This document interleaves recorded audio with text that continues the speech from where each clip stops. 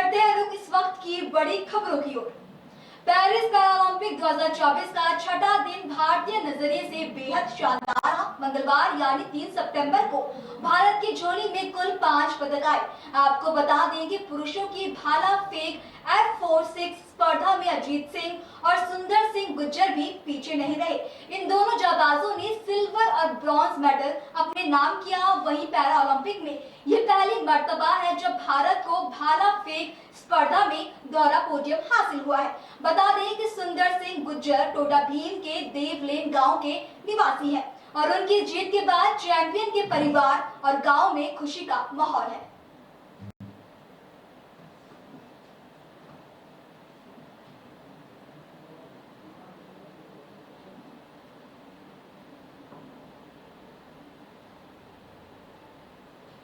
अगली खबर चुनाव से जुड़ी, जहां कांग्रेस नेता राहुल गांधी चुनाव अभियान को लेकर बुधवार को जम्मू कश्मीर पहुंचे, जहां एक रैली को संबोधित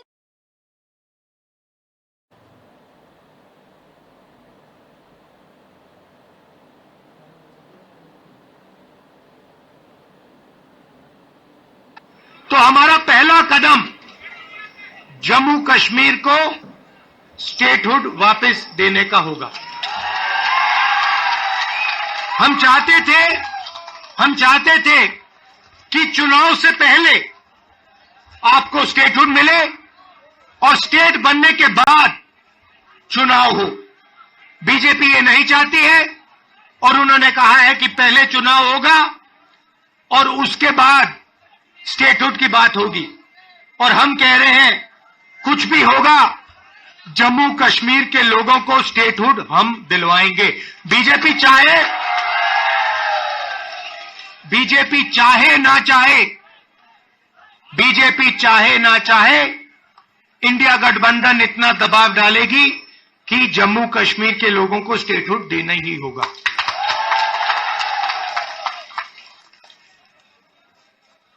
यहां पे हम सब जानते हैं कि बिजली के प्रोजेक्ट्स बनाए जा रहे हैं, मगर सच्चाई है कि बिजली के प्रोजेक्ट्स का फायदा आपको नहीं मिलता है। कहा गया है कि प्रोजेक्ट के 5 किलोमीटर रेडियस में आप लोगों को बिजली मिलेगी, फ्री में बिजली मिलेगी, मगर वो नहीं हो रहा है। और बिजली के प्रोजेक्ट्स का फायदा आप लोगों को मिलना चाहिए। स्टेटहुड मिलेगा, चुनाव में हम जीतेंगे तो ये काम हम अकेले करके देंगे। राहुल गांधी का कहना है कि हमारा पहला कदम जम्मू कश्मीर का दर्जा वापस देना होगा। हम चाहते थे कि आपको चुनाव से पहले राज्य का दर्जा मिले और चुनाव जम्मू कश्मीर के राज्य बनने के बाद हो, लेकिन बीजेपी ऐसा नहीं चाहती। साथ ही कहा कि इंडिया गठबंधन उन पर दबाव बनाएगा और जम्मू कश्मीर के लोगों को राज्य का दर्जा दिलाकर रहेगा। वलसाड़ पुलिस ने महाराष्ट्र के पालघर से वापी के बैंकों से चेक चुराने वाले गिरोह के कामयाबी हासिल की है, जिसके कब्जे से पुलिस ने 1,02,000 नकद, 2 सोने के सिक्के बरामद किए हैं। बता दें कि वापी में चेक चुराने की शिकायत बढ़ने के बाद डुंगरा टाउन थाने की पुलिस टीम ने तत्काल कार्रवाई करते हुए आरोपी को गिरफ्तार किया। वहीं पुलिस ने इस मामले पर क्या कहा, आपको सुनवाते हैं। बैंक के साथ धोखाधड़ी का मामला सामने आया है। इसी महीने सेकंड वीक ऑफ अगस्त में बैंक ऑफ बड़ौदा में एक बंदा आके 2 चेक चुरा के ले गया था। उस बंदे ने इस चेक को ले जाके दूसरी बैंक जो ग्रामीण बैंक है गुजरात में, वहां से इसको एनकेश करा लिए।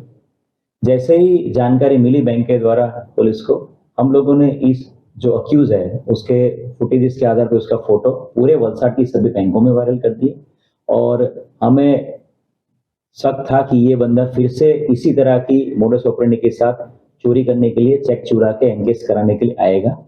इस 30 तारीख को सेम बंदा 30 अगस्त को एक्सिस बैंक में आया और एक्सिस बैंक में आके उसने एक चेक चुरा लिया और चेक चुरा के वो दूसरी बैंक में जब एनकेश कराने गया तो तुरंत बैंक ने अलर्ट दिया और बैंक के अलर्ट के आधार पे तुरंत पुलिस वहां पहुंच गई और ये जो अक्यूज है पीयूष ज्ञानेंद्र शर्मा उसको पकड़ने में सफलता मिली है।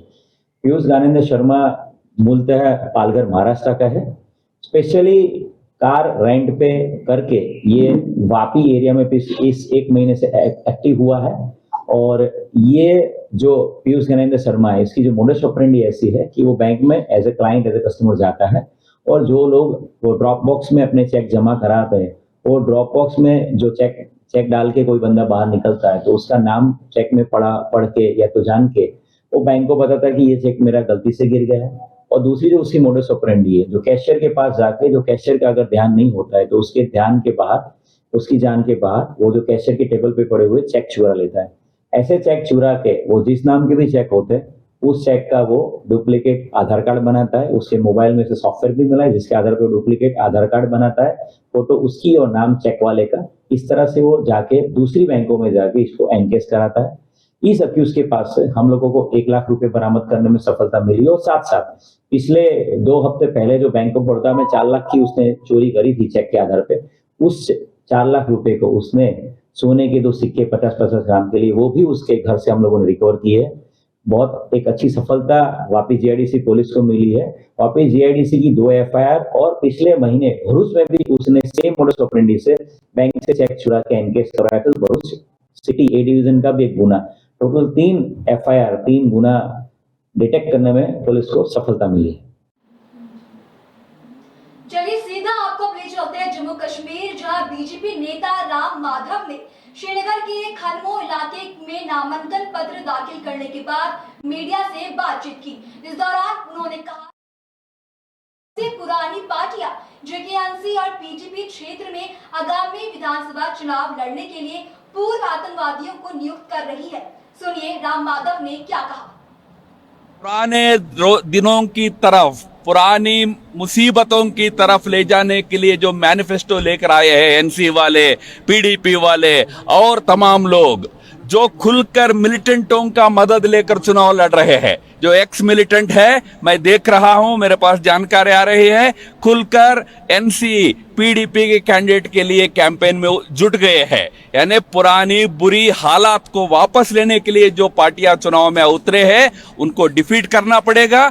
नया नेतृत्व जो शांति विकास चाहेगा उस नेतृत्व को उभारना पड़ेगा। उसके लिए जम्मू कश्मीर की जनता आगे आएगी, ऐसा हमारा विश्वास है।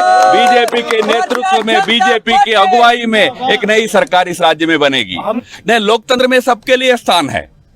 लोकतांत्रिक पद्धति से चुनाव लड़ने के लिए कोई भी आ गया है उनका हम स्वागत करेंगे, पर आतंकियों का या एक्स मिलिटेंट्स का सहारा लेकर चुनाव नहीं लड़ना चाहिए। इस चुनाव शांतिपूर्ण होगा, चुनाव एकदम ट्रांसपेरेंट होगा, ये भरोसा मोदी जी का है।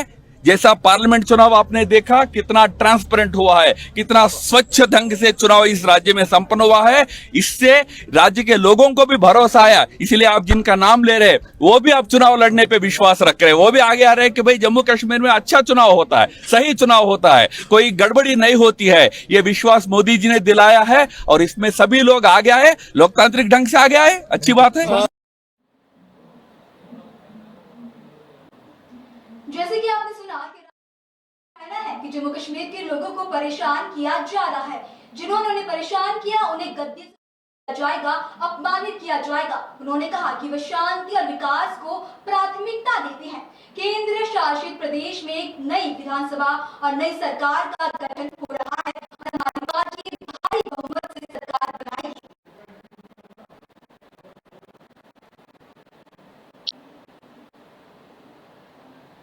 वहीं जम्मू कश्मीर में होने वाले विधानसभा चुनाव में बीजेपी के लिए स्टार प्रचारक की भूमिका निभाते हुए मुख्यमंत्री पुष्कर सिंह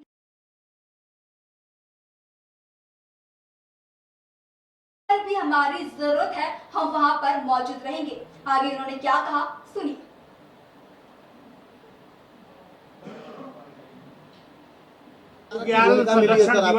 तमाम जो निर्णय उत्तराखंड के अंदर आपने लिए थे, कहीं ना कहीं इसी को देखते हुए जो केंद्रीय संगठन ने एक जिम्मेदारी स्टार प्रचारक के रूप में दी है। पार्टी के जहाँ भी चुनाव होते हैं और हम सब कार्यकर्ताओं को पूरे देश भर के अंदर जहाँ भी पार्टी जिसकी जो आवश्यकता समझती है उसको अपने वहाँ भेजती है। और इस दृष्टि से मुझे भी पार्टी के कार्यकर्ता के नाते वहाँ के चुनाव में प्रतिभाग करना है, तो मैं आगे आगामी जो भी कार्यक्रम वहाँ से बनेंगे उन कार्यक्रमों के अनुसार वहाँ प्रतिभाग करूंगा। आपको बता दें कि बीजेपी के राष्ट्रीय महामंत्री तरुण चुग ने पत्र भेजकर सीएम धामी से 3 दिन प्रचार के लिए अनुरोध किया है। समान नागरिक संहिता सहित तमाम बड़े फैसले को लेकर मुख्यमंत्री पुष्कर सिंह धामी की देश भर में लगातार चर्चाएं हैं। बता दें कि लोकसभा चुनाव में भी मुख्यमंत्री धामी स्टार प्रचारक की भूमिका निभा चुके हैं।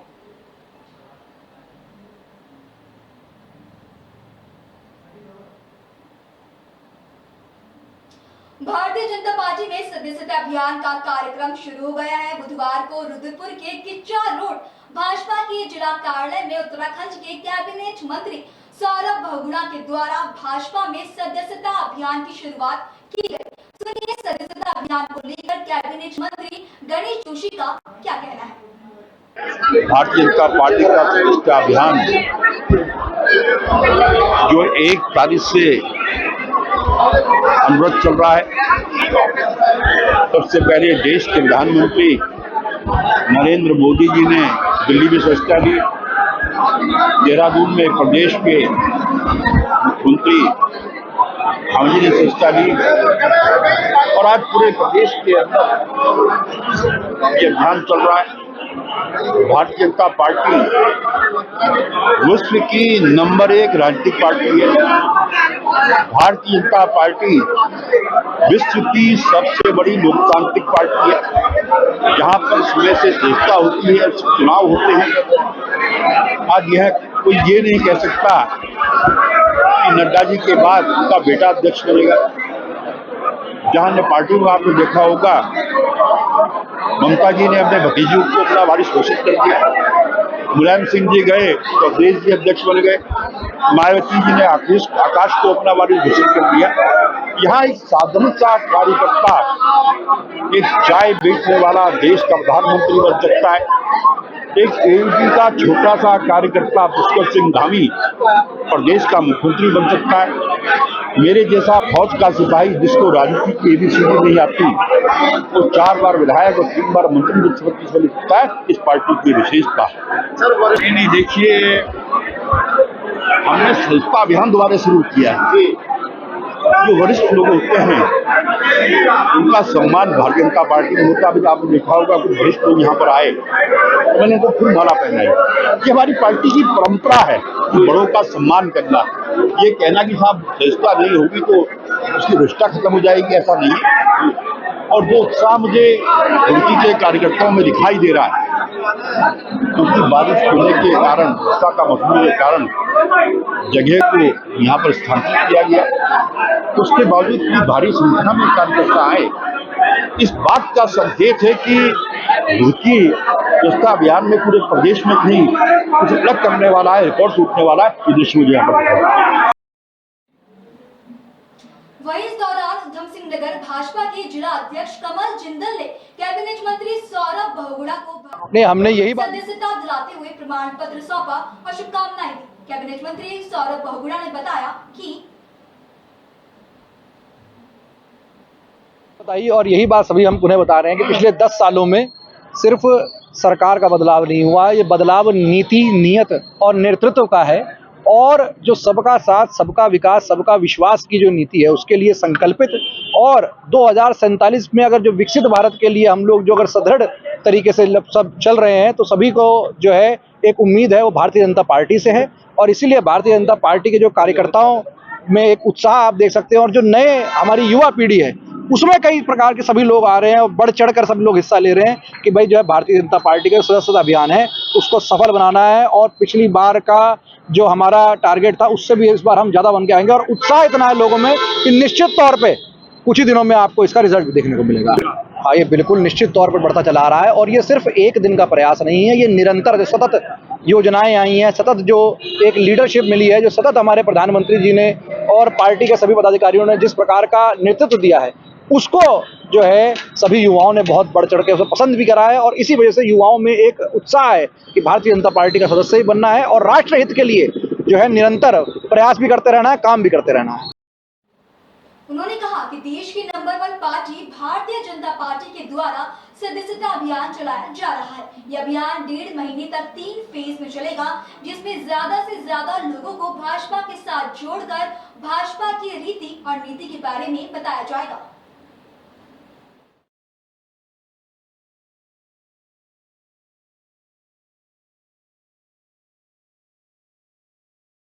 जहां के गंगौर क्षेत्र में पीडब्ल्यूडी के बोर्ड गिरने से एक बड़ा हादसा होते होते टला। बोर्ड गंगौर में दूधाला रोड के कुरेश्याम मोहल्ले लगा हुआ था, जिसमें पिछले 5-6 महीनों से कई बार स्थानीय लोगों द्वारा पीडब्ल्यूडी को इस समस्या के बारे में अवगत कराया गया था, लेकिन कर्मचारियों ने इस मामले में कोई संज्ञान नहीं लिया, जिसका नतीजा आप खुद देख सकते हैं। पहली बारिश में ही बोर्ड टूटकर रास्ते में गिर गया।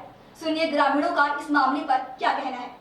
देखो भाई, पीडब्ल्यूडी विभाग का ये पोल जो है अचानक गिर गया और इसकी शिकायत में कई बार पीडब्ल्यूडी विभाग को कर चुका था कि ये जर्जर हालत में है और किसी भी टाइम गिर सकता है। इसके साथ ही साथ वो पीढ़ी की जो हमारे पोल है और तमाम सड़क को जो है बंदी किसी ने कर दिया। इसके नीचे गलती किसी इंसान की, जानवर की, किसी की भी मौत हो सकती थी। तो इस तरह की लापरवाही जिस तरह के विभाग ये लोग करते हैं पीडब्ल्यूडी वाले, तो इस तरह की लापरवाही ठीक नहीं है। किसी की भी जान जा सकती है इनकी लापरवाही की वजह से। तो मेरा तो अनुरोध है कि जल्दी से हटाया जाए और चालू करेगा। अगली खबर राजनीति से जुड़ी, जहां मुस्लिम समुदाय के राजनीतिक प्रतिनिधित्व के मुद्दे पर महाराष्ट्र के सेकुलरवादी मुस्लिम फ्रंट द्वारा सभी पार्टी नेताओं को भेजे गए एक औपचारिक पत्र पर सकारात्मक चर्चा की गई। इस पत्र में प्रतिशत जनसंख्या के आधार पर विधानसभा में सीटें देने की मांग की गई थी। सेकुलरवादी मुस्लिम फ्रंट इस मांग को सर्वदलीय मुस्लिम समुदाय के प्रतिनिधियों के सामूहिक सामाजिक मंच के रूप में राज्य भर में ले जा रही है, जो कि राजनीतिक चर्चा का विषय बन गया है।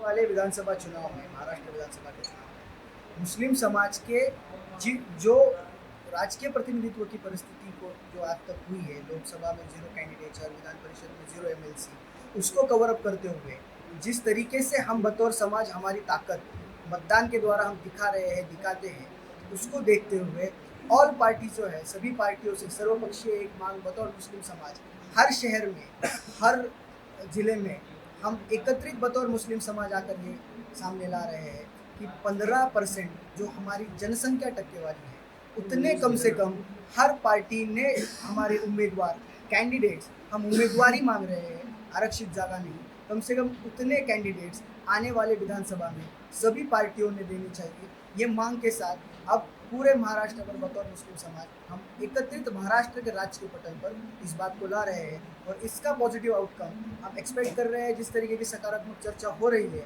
उसको देखते आने वाले विधानसभा में 40 मुस्लिम उम्मीदवार और आमदार हमको देखने मिलेंगे। इसके बारे में हम सकारात्मक येऊ घातलेल्या 3 महिन्यामध्ये महाराष्ट्र विधानसभेत आला असेल तर आम्ही नक्की त्याच्यावरती चर्चा करू आणि ते जर आमचे 40 आमदार निवडून आणणार असतील, जर उत्तर आहे आमचे नेते असं आमचं म्हणणं आहे, जर ते 40 आमदार निवडून आणणार असतील आम्ही त्याचं स्वागत करू। आम्ही जाहीर सांगितलंय लोकसभेमध्ये 2019 मध्ये अजून आम्हाला आशावाद आहे की ही जी आमची भूमिका आहे त्याला पॉझिटिव्ह आउटकम येणाऱ्या विधानसभा निवडणुकीमध्ये दिसेल आणि येणाऱ्या विधानसभा निवडणुकीचा एक आशावाद आहे की तो पॉझिटिव्ह यातला आउटकम असेल।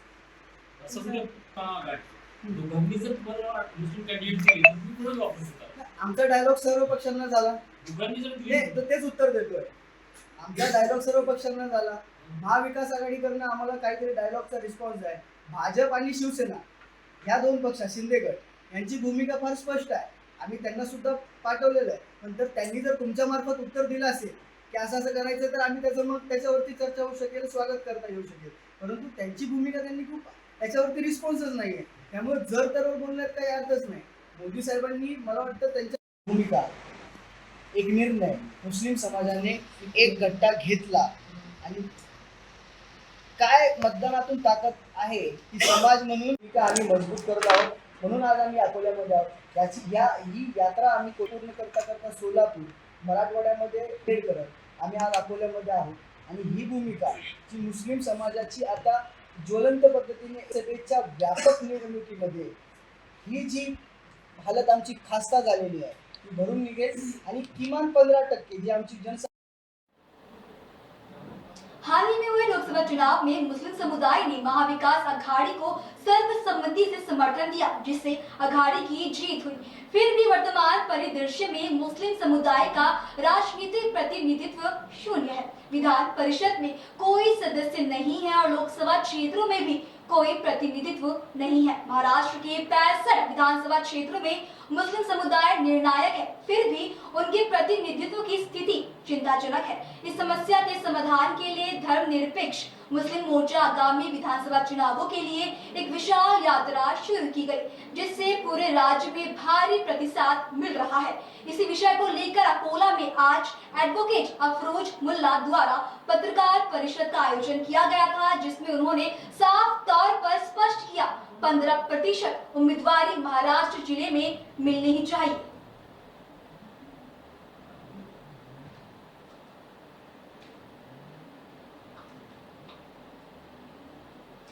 अगली खबर यूपी से, जहां हिंदू लड़की को मुस्लिम लड़का लेकर फरार हुआ। ग्रामीणों में आक्रोश, थाने को घेराव भी किया गया। अलीगढ़ में लव जिहाद का मामला सामने आते ही एक मुस्लिम समुदाय के युवक ने अपने दोस्त की मदद से 17 साल की किशोरी को पहले प्यार का झांसा दिया, फिर उसके साथ कहीं फरार हो गया। सुनिए गुस्साए परिजनों का इस मामले पर क्या कहना है। क्या मामला हुआ ये? हमारी भतीजी चली गई, लड़का था कि लड़का। अच्छा, फिर आगे क्या कार्रवाई चाह रहे हैं आप? अब थाने में रिपोर्ट कर दी हमने, 3 दिन हो गए और मगर उन्होंने कोई सुनवाई नहीं की, ना कोई घर का पकड़ा भी। अच्छा, जो आज पता चला है कस्बा भी बंद है, किस कारण बंद है? ये हमारी भतीजी की वजह से बंद है। भतीजी चली गई है, उस वजह से बंद है। लेके आया युवक की लड़की को बहला फुसला कर ले जाने से गुस्साए परिजनों ने लोगों के साथ थाने पहुंचकर युवक के खिलाफ मुकदमा दर्ज कराया, लेकिन पुलिस के कोई कार्रवाई न करने पर गुस्साए ग्रामीणों ने थाने का घेराव कर प्रदर्शन किया। सुनिए इस पर पुलिस प्रशासन का क्या कहना है। ये थाना क्षेत्र गंगेरी जनपद अलीगढ़ से संबंधित प्रकरण है। थाना क्षेत्र गंगेरी के गंगेरी कस्बे की रहने वाली एक नाबालिग लड़की जो कि एक लड़के के साथ कहीं चली गई है, इसके संबंध में थाने पर सूचना प्राप्त होते ही कल मुकदमा पंजीकृत कर लिया गया है। पीड़िता की बरामदगी के लिए टीमों का गठन कर दिया गया है। शीघ्र ही पीड़िता की बरामदगी कर आवश्यक वैधानिक कार्रवाई पुलिस द्वारा की जाएगी। अगली खबर गुजरात से है, जहां भचाऊ तालुका के वड़िया सीमा में SRSS एग्रो कंपनी लगातार खेतों में रासायनिक पानी छोड़ रही है, जिससे किसानों के खेतों में काफी नुकसान हो रहा है। गांव में किसानों की मेहनत को फैक्ट्री से निकलने वाली केमिकल खेतों के साथ साथ फसलों को भी नुकसान पहुंचा रही है, जो कि एक गंभीर समस्या बन गया है। इस बीच चौंकाने वाली बात तो ये है कि SRSS एग्रो कंपनी केमिकल को अवैध रूप से आम नलों में छोड़ रही है, जिसकी जानकारी अधिकारियों को होने के बाद भी अधिकारी चुप बैठे हैं। किसानों ने बताया कि एग्रो कंपनी अवैध रूप से नलों में पानी छोड़ रही है, जो कि सीधा उनके खेतों में पहुंचता है। મારું નામ રામજી આજી, ગામ વાંટિયા, તાલુકો ભચાઉ। અમારા અહીંયા કણે ખેડૂતોના આપણે નેશનલ હાઈવેની બાજુમાં જમીન છે ખેતીની, એની બાજુમાં SRSS એગ્રો કંપની કરીને કંપની આજે 8-10 વર્ષથી અહીંયા કંપની ચલાવે છે અને એ કંપનીની અંદર જે કાંઈ પણ થાય છે એનું કેમિકલનું પાણી આખા વર્ષનું સ્ટોક હોય છે, જે ચોમાસાનું નેચરલ વરસાદનું પાણી આવે એની સાથે એ લોકો કેમિકલવાળું પાણી ખેતરોમાં છોડી દે છે, જેના લીધે ખેતરોમાં કોઈ પાક થતું નથી, વાવેતરમાં મોટું નુકસાન થાય છે, જમીન એકદમ ભેગે થતી જાય છે। એના પ્લસ આગળ જોઈએ તો એ પાણી ત્યાંથી સીધું અમારા વાંઢિયા ગામનો તળાવ છે ત્યાં સુધી પણ એ પહોંચે છે અને કેમિકલવાળા પાણીના હિસાબે ગામમાં પણ રોગચાળાનો તેમજ પશુપાલનને આ તે ભય રહે છે અને માણસોને પણ એ પાણી પીવા લાયક રહેતું નથી। તો આના માટે તંત્રને અમારી નમ્ર વિનંતી છે કે અમે યોગ્ય તપાસ કરી અને પાણીમાં કેટલું કેમિકલ વસ્તુ છે અને એના લીધે ગામની જમીનને સીમાડાને તેમજ તળાવને અને પશુ પક્ષીને કેટલું નુકસાન થાય છે એના બારામાં ગંભીરતાથી તપાસ કરવાની અમારી નમ્ર વિનંતી છે। મારું નામ સાડા રણછોડ દેવજી, ગામ વાંઢિયા, તાલુકો ભચાઉ। આ વાંઢિયાની સીમમાં એક ગોવારિયામાં કંપની આવેલી છે, SRSS એગ્રો કરીને કંપની છે, જે મોટી ફેક્ટરી છે તલાની। એ એની અંદર કેમિકલથી તલને સાફ કરે એ કેમિકલ પછી ખેતરોમાં છોડી દે છે. વરસાદનું પાણી જ્યારે થાય ભેગું એટલે વરસાદના પાણી સાથે એ લોકો છોડી દેવામાં આવે છે. એ પાણી થઈને અમારી વાઢિયાના પંચાયતનું તળાવ છે, જે ગામતળનું છે, માણસો પીવાનો ઉપયોગ લે છે, અમારા ઢોર જનાવરનો ઉપયોગ લે છે, એની અંદર પશુઓ છે, એ બધા પશુઓ પી જાય ઢોર એના બીમાર પડે. અત્યારે અમારે વાઢિયાની અંદર ઢોરમાં એટલી બીમારી આવી છે કે કોઈ હિસાબથી બહાર રોજ અમારે ડૉક્ટર બોલાવવા પડે છે, અથવા અમે રજૂઆતો કરવા છતાં કોઈ અમારો સાંભળવા તૈયાર નથી. એની અંદર જે છે એમ કહે છે કે તમારે થાય એ કરી લો.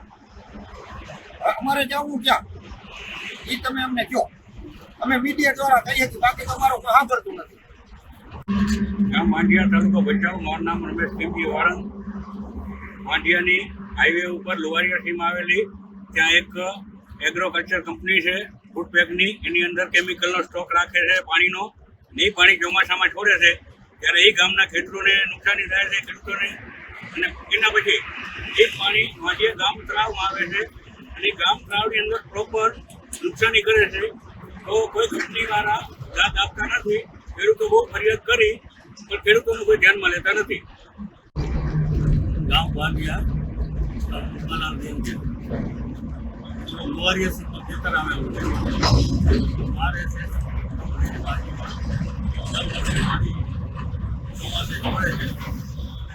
જમીન બંજર થતી જાય છે અને પાક વાવીએ છીએ તો એમાં અડધો મૂકે છે અને અડધો ફેલ થાય છે ખેતર. એનું અમને ઘણું બધું નુકસાન થાય છે. મારું નામ રવાવસ્તુ આહિર, ગામ વાંઢિયા. હર વખત કંપનીને રજૂઆત કરી છે, પાણીનું પ્રશ્ન છે, એ કાંઈ લાભ દેતા નથી. એના માટે જમીન અમારી બેલા થતી જાય છે. કેમિકલ પાણી કાઢે છે. પાક તો નિષ્ફળ જાય. અમારા છોકરા કામ કરતા હોય એટલે વાસ બીજી ત્રીજી બીમારી लागू पड़े। ये थी इस वक्त की बड़ी खबरें। ऐसी बड़ी अपडेट्स के लिए देखते रहे पल्स 24 न्यूज़।